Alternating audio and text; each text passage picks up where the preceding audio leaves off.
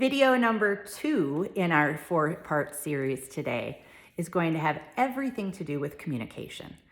Here's one hard thing. As you grow, you figure out this is how I want to talk to people, and then this is how they will receive it. When we're young, we just talk. We just say things the way we want to say it. We just throw it out there. If you've ever spent time with a 4-year-old, they're going to tell you everything that they're thinking. And as we age to 7 and 8 and 9 and 12 and 14 and soon 18 and next 25, what we start to realize is the way that we communicate with other people really matters on how they receive the information. When we're young, it's as if we only take responsibility for our intent, what we meant to say, what we meant for them to hear. And that's developmentally normal.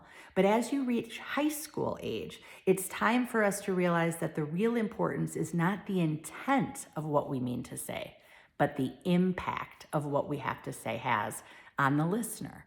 So are we saying things in the way that other people are receiving them with our intent? But what is the impact that our words and our tone and our facial expressions have when we're talking to other people? Because communication isn't just the words we use. When we're young, we take responsibility for the words. We say, this is what I said and this is what I meant it to mean. But as we get older, what we realize is the way that we say things is really as important as the words that we choose.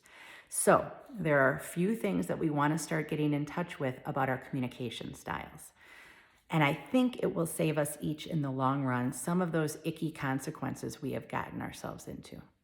There are times in our lives where we will say something and it will reach the listener in the exact same way we meant it to be said and to be heard. And in those moments you go, yes, I did it. That's exactly what I meant to say. That's exactly how they took it. It was perfect.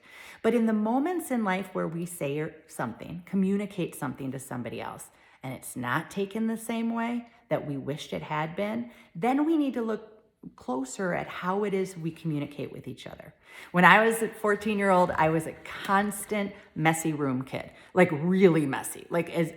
None of you have as messy of a room as I had when I was 14 years old. I could literally walk off the edge of my bed and not fall any lower because there was that many clothes surrounding my bed. It was just like an island in the middle. And one of the things that would happen all the time was that my mom would say, clean your room, it's a pigsty.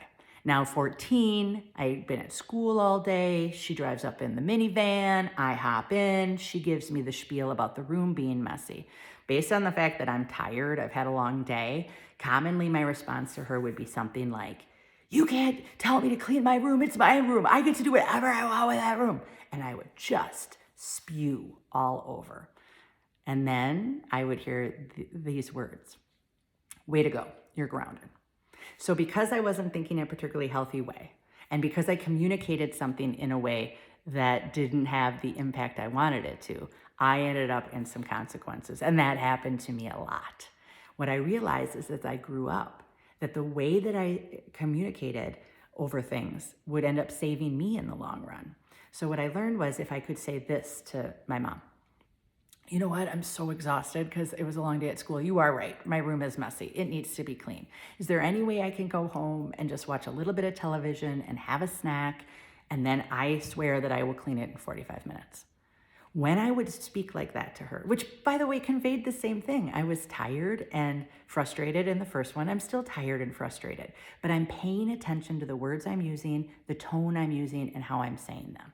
Those circumstances, once I learned how to do that, it changed everything. I wasn't grounded as much. We weren't getting in fights over stupid stuff. I was taking responsibility about how I was speaking to other people. Here's the other thing.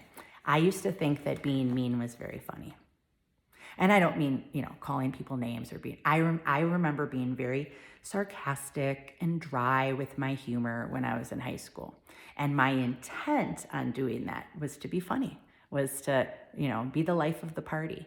And I think back now and I'm worried that I hurt people's feelings. That wasn't my intent. I think that was my impact. So I'm in a business where I talk a lot about this with people. And I meet adults on a day-to-day basis who remember times when they think people were joking with them, but it really hurt their feelings and it has a lasting effect. And the reason I know it has a lasting effect is that they are now 30 and 40 and 50 years old, and they're still remembering how people spoke to them at certain times in their life and the impact it had. I think if we all took a little bit more time to realize that impact, we would be much more careful with our words and our tone and our body language that all goes into communication. So here's the question for you. When you are communicating in a way that it's received with the same intent, the impact is the same as the intent, I would encourage you to continue doing that. But what about those times where the impact is not matching your intent? What do you do sometimes in your word choice, in your tone, even volume and speed, and your body language that may be conveying something different to the listener when you're trying to communicate?